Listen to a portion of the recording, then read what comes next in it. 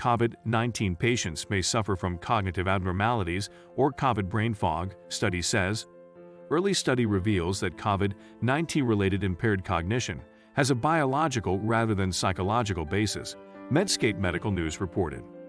Researchers discovered anomalies in the cerebrospinal fluid and other risk factors, such as diabetes and hypertension, in people with mild COVID-19 who had chronic cognitive impairments, was sometimes known as brain fog, according to a study published in the Annals of Clinical and Translational Neurology on January 18.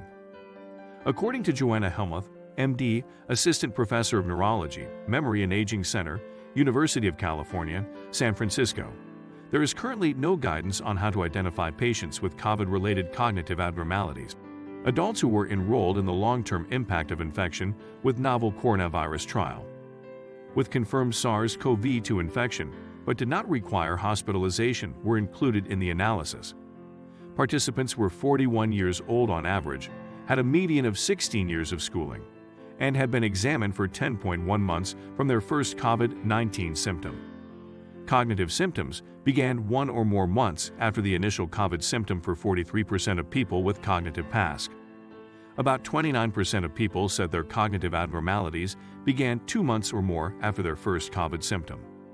Participants with cognitive PASC had more previous cognitive risk factors than controls: hypertension and diabetes, which raise the risk of stroke, mild cognitive impairment, vascular dementia, traumatic brain injury, learning disabilities, anxiety, depression, stimulant use, and attention deficit hyperactivity disorder, which may make the brain more vulnerable to executive functioning issues, were among them.